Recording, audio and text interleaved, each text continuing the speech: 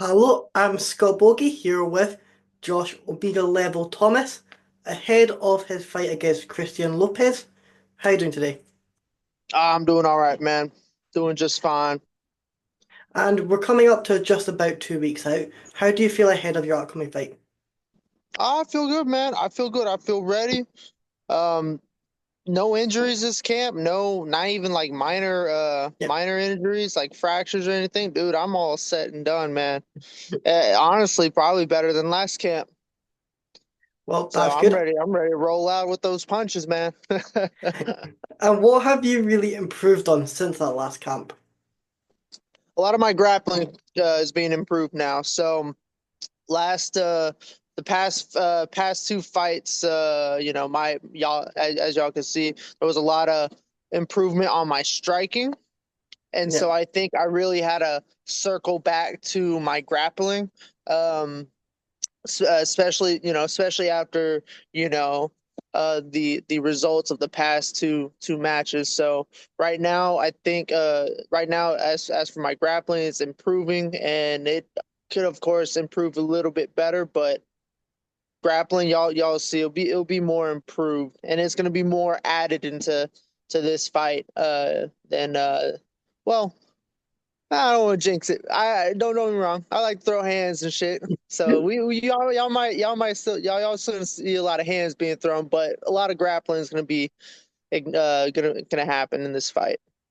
and if you just look at it on paper, it Christian doesn't really look like that tough of a test, but because of obviously his 1-10 record. But what do you think he brings to this fight that's really going to surprise you? Um, I mean, no. I don't think he's really gonna. It's in a way surprise me. My past matches from past few pro matches or amateur, fights. I've all fought tall, lengthy dudes, Yeah. guys that like to strike on the outside, and so I don't think there's really nothing to surprise me. Maybe his power, but I would have to figure that out in the cage when he hits me. Yeah.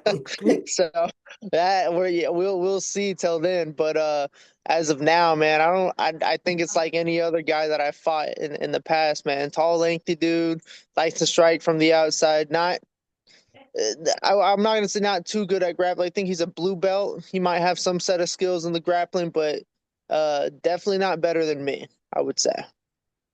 And you are coming off the back of back-to-back defeats.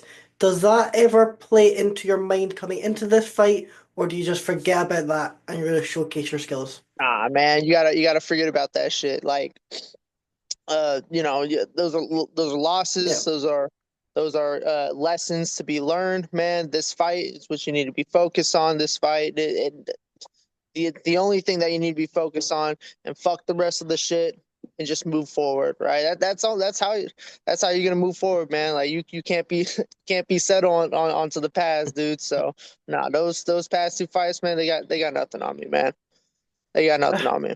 And how good is it to be able to fight for a promotion like Fury, who has kind of cemented themselves as being that number one organization in the US? Well, like I said before on our last interview, man, Yeah, like Fear brings a lot of good fighters out, man. So like if anything, right, it really shows what set of skills you need to work on, what you need to work on in the future, right, or what you improved after defeating a certain opponent. Like all those Fury fighters, man, they're they're not just like I would even say this in this fight, man, like he honestly, probably better than any guys that's fighting in Elevate. Maybe I'm not too sure, but like in any other promotion like Elevate or those other ones, man, these are like they're not top. Some of them are not top tier guys, but they're good guys. So they got set of yeah. skills. So it's the best that the promotion can give. So if anything, bro, like it shows you where you're at. Shows you where you're at for sure. And I think this is the case anyway. This weekend in the UFC, Diego Lopez fights Volkanovski for that featherweight title. Lopez wins, I think that'll be the first UFC champion to have fought in Fury. Do you feel like that just makes Fury just take that little bit extra step of cementing that place as number You one? said you said Diego Lopez, right? The Yeah, guy he represents Mexico, right? yeah, Some yeah. No, that definitely shows where Fury's at, man. Like he's from what I've known, he's like been going up the ranks pretty quickly. I think he's fighting this Saturday, right? Against yeah, Volsky. yeah, Yeah. That definitely shows what Fury what Fury can give to the UFC, just that alone just shows the level of where yeah. Fury's at compared to the other promotions for sure. So big improvement right there. That And that it, that can give a lot. And he's been rewarded for his activity level. I think he's been able to get there in after 730 days of signing with that UFC. Are you under the impression that the keep going, keep fighting recently, keep in shape, and you do get that reward, like what Lopez has got just now? No, no, for sure, man. You just gotta keep your work consistent, keep it hard, tough, keep learning, keep your mind and not or yeah, just not just your body, but you got to keep your mind learning, right? So for sure, man, for sure. Like you gotta have that. You gotta have that routine.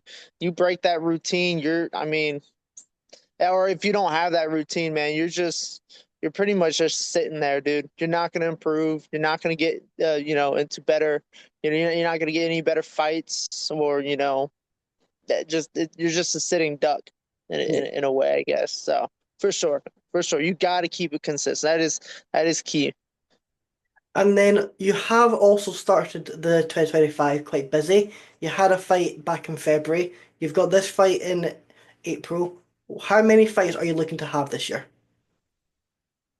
A couple more for sure.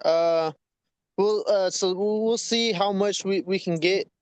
As for now, this I think this is the fourth fight or so the last one in my contract. So I have to sign another one, but hopefully we can at least get two more at the very least. Is my yeah, at least two more. See where we at, and then we'll go from there. And do you like to come into the year with that four fight target? Say that again.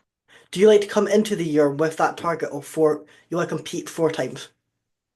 Oh no, I like to compete as much as I can, but sometimes you got to be smart about it. Like Yeah, I would like to, fight six times, a year, at least six times. But after those losses, right? You gotta settle back and start learning and yeah, start improving. Like just taking short notice fights or too many fights at once. I think that could potentially kind of hurt your right, especially or your training at least. So. But my goal for sure six fights, man. That's what I want. But four fights, yeah, four fights good. Four fights good for a year. We'll see. That might change. Like I said, we got to see some results first. yeah. And Yeah. do you just solely do the MMA fights, or would you be interested in going out and doing grappling matches, jiu-jitsu comps, or are you just solely on MMA, Oh get the no, next fight? no, I plan on doing some submission only series. What yeah, Fury submission only series. I Yeah, want to see if I can do one after this fight, but um I can't make any promises. We we got to see how good I feel afterwards. But no, I'm pretty sure what I think there's still some during later in the summer. So I'm yeah, always down for those. Those are fun. Those are real fun. Those are also like competitions that you definitely could learn from too. Last guy I fought, I forgot his name, or Kevin excuse me, not fought, Rojas. grappled. He was very good. He was very good at capturing ankles, right, getting Yeah, ankle locks and such. And it kind of like put me in in an area where it showed me how much I improved. Two guys that ankle locks me, right, do a lot of footwork in that area and shit. So no, it's fun. It's fun, and he was tough too. He almost got me. He almost got me, but it was good. It was good. I fucking dug that shit out. And how do you feel like the UFC Fight Pass? How do you feel like that has been a big part in getting the spotlight for grappling? Obviously, they have got their own event. They've signed Mikey Malusi to that exclusive grappling contract. How do you feel like they've just shown that light into that sport? Like how Like they're making it a lot more I viewable. see. Yeah, no, no. All right, right. Okay, yeah. So no. The UFC Fight Pass, of course, brings a much bigger crowd to watch upcoming fighters. It definitely gives people more eyes, more clicks on their YouTube, Instagram, whatever social media they're using. Right, gives them more of the you know younger fighters are the ones that are coming up more, opportunities to definitely try to get their status bigger in a way, right? Yeah. And then if their status grows big, right, of course Fury grows bigger. So if anything, that's pretty much a win-win for everybody in the promotion. And are you still training at Gracie Barra? Oh, for sure. Always and only. That's always, always, man. I ain't And gonna move anywhere else, dude. That's my place. That's a place for me to stay until my deathbed, bro. and how is the environment in that gym? Because also a lot of your fighters in that gym have got fights coming up, including with the Fury card. How is the mood in the camp so far? Oh, it was good, man. It's good. We got I we got Sean and Zach Yeah, training for the upcoming fight, man. Especially when when someone's in that mindset, right? Or we're more than one person, right? It just kind of connects with the other guys. Like you see him training hard. All right, I gotta train hard. No, I'm sorry, I'm gonna train harder, right? It's still competition, friendly competition, right? It's yeah, just to see who could work the best. It's good for it's especially good for the guys that want to get into fighting or wants to fight from Fury, later in the future to see how it all works and functions, right? And just the vibe of it and stuff. But not like nonetheless, getting back to the question, like it helps build us in a group to become like better. Like it's better than training by yourself for sure. yeah. Yeah. And you get the victory this time. What are you doing to celebrate?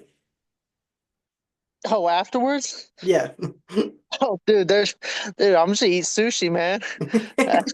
I ate a lot of junk last time, a lot of greasy food, but I think this time, especially if because I'm gonna see if I could try to compete in August. Yeah. But instead of like blown up with bad foods, maybe I could just bloat up with some good foods and shit. But yeah, I'm gonna hit up Chi afterwards, dog. I eat a shit ton of sushi, seafood. Oh man, dude, that's what I'm gonna do. Then afterward, dude, just chill in my house, work, same shit, dog. So you're just gonna try and make sure try and stay at around about that fine weight, if just for August, like you're saying, or potentially even a short notice call up. Yeah, for sure. Well, we'll see. Oh, like I said, we'll potentially short notice. I'm definitely down with that. But we'll see how good I do with this fight. And then Yeah, yeah. yeah, we'll decide from there. Because that last short notice fight, man, that was like a week notice. I think I had a fuck, man. I had a we were going down to 155. I think it was like I was almost 180 and shit. Or no, not 180. I'm sorry, 172 or something like 70 73 or something like that. And it was like what 10 days. That shit was fucking terrible. But if I would have kept my weight a little bit down, that would have been a lot easier for sure. So that I kind of learned from. And also there was big news earlier on. We kind of touched a little bit on it earlier on, but Ilya vacated his UFC featherweight title earlier. What did you make of that decision from vacating that belt and moving up to lightweight? Wait, say that one more time. What did you make of Ilya with vacating his belt and moving up to the lightweight division? Elion. Oh, he's in the card, huh? Oh, I heard he got. Oh, that's right. Ah, it's whatever. I mean, he's like another fighter, dude. I ain't too worried about it. It's I mean,